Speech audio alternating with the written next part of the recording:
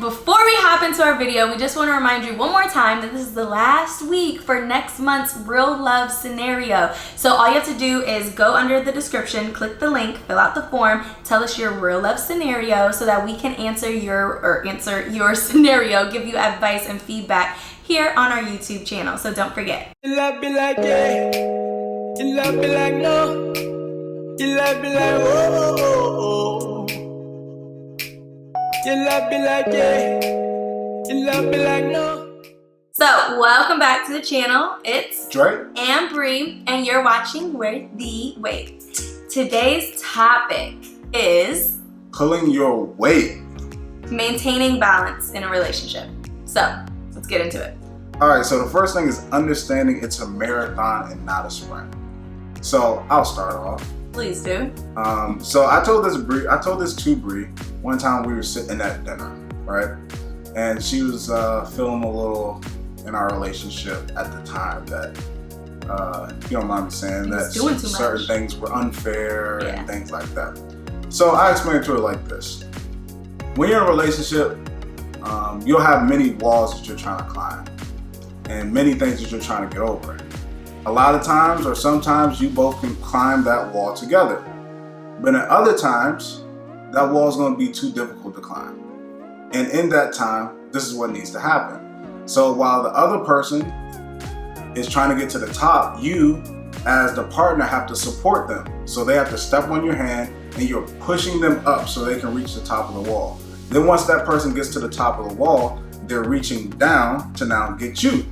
So I say that to say is that at some points in your relationship, somebody is going to be seemingly doing more or in an elevated position, and there may be somebody who's down there on a lower position or may seem like they're not contributing as much, but they supported you in order for you to get to that position.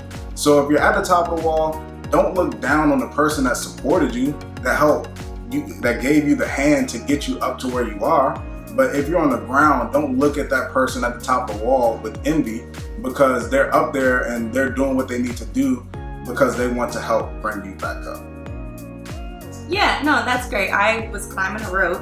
Yeah, I don't know. Yeah, ignore that. But what I would say is that concept for me was really hard, just because I was like, I didn't have any experience of like seeing that growing up.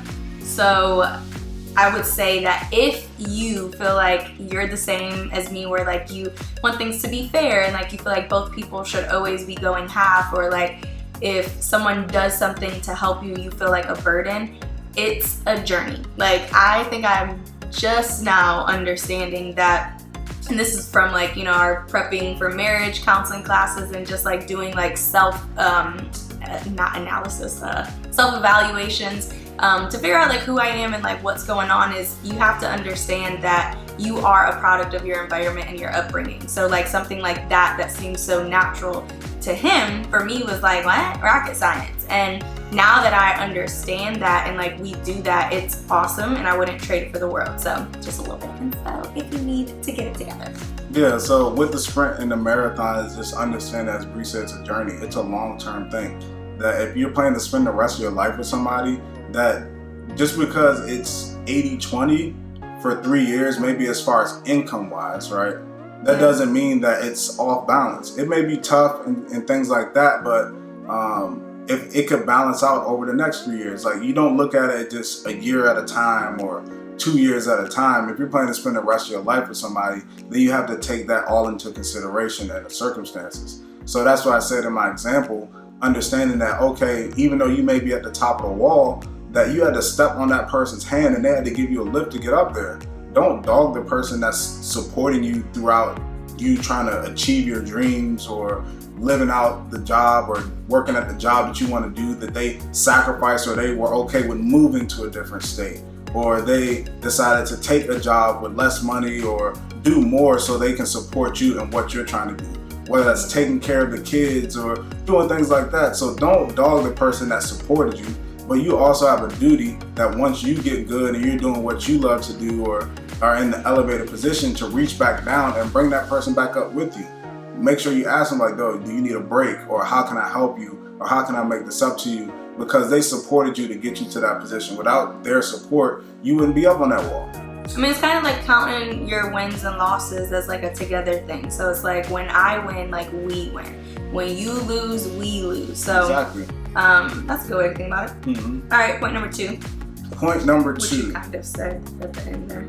Yeah, I tried to not harp on it because I knew we was getting to that point. Yeah. So I would say that effort makes a difference.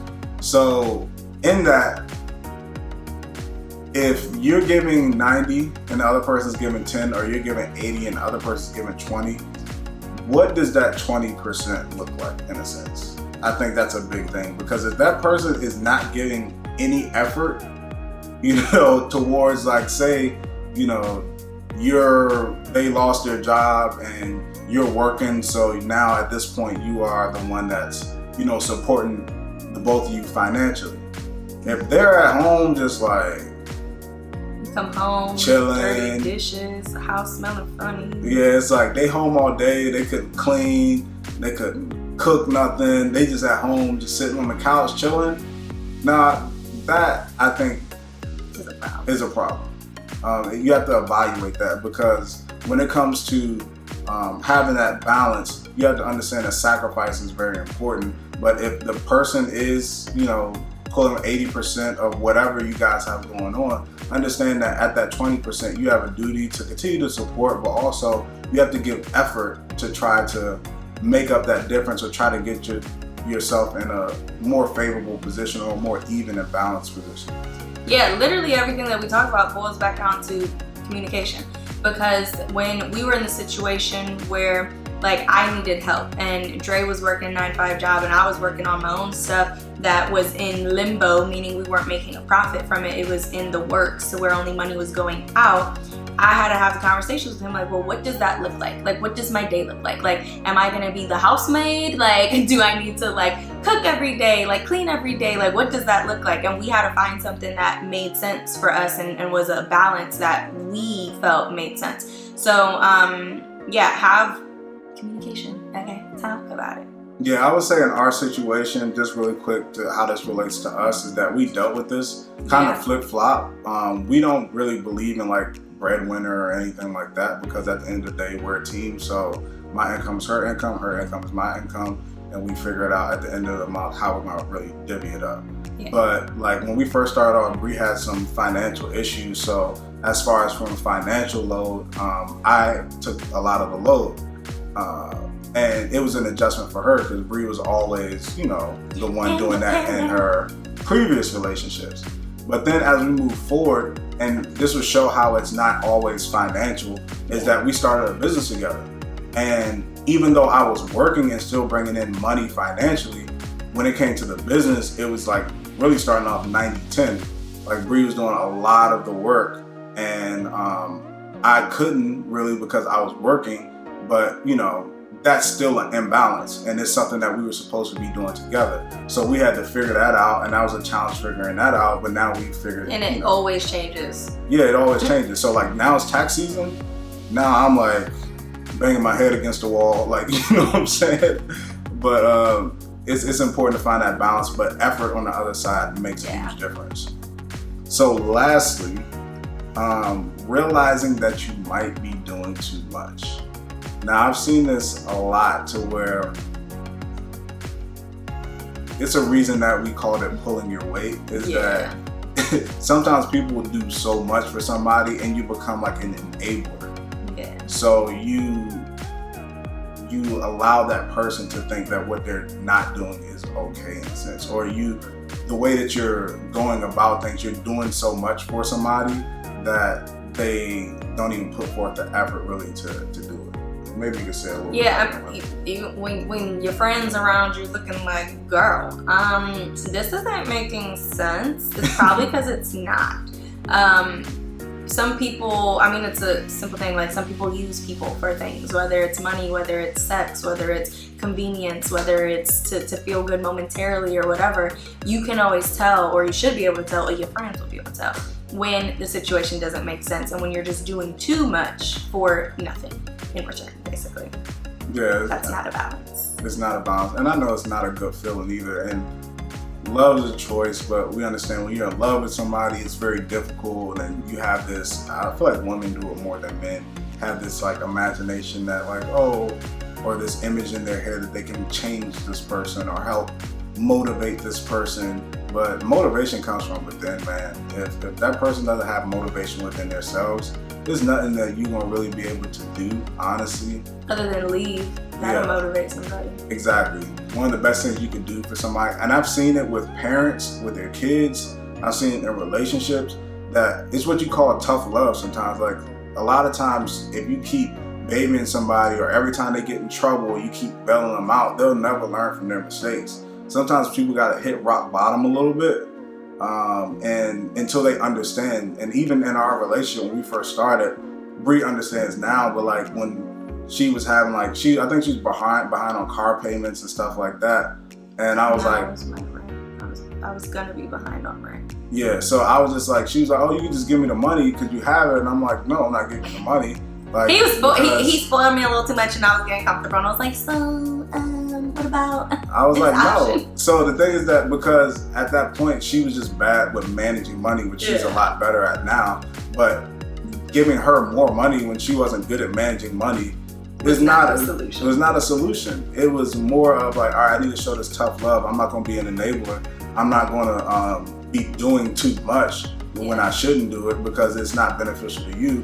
So I taught her and helped her and told her I wasn't gonna let her drown. I wasn't gonna let her completely fail, but it's important to know when you're doing too much and when it's time to let off the gas and when you need to step up to the plate and do the role. And for women, that area down there is a great thing that you take away when someone is not doing what they're supposed to be doing, so you can start to get a clear vision of what's really going on instead of being in this lustful or emotional, physical relationship that honestly doesn't make sense.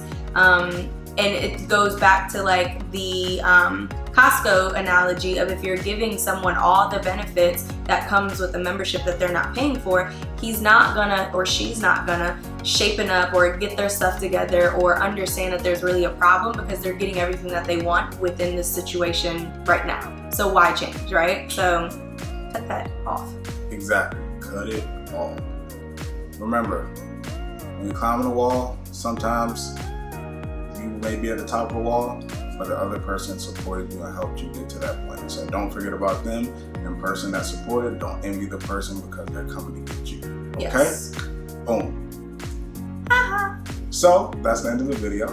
Make sure that you follow us at Brianna Ponte, at It's Dre Smith, and at Worth the Way. Make sure you subscribe and submit your real love scenario. We want to hear it. Tell us. That was creepy. Bye, y'all. Peace.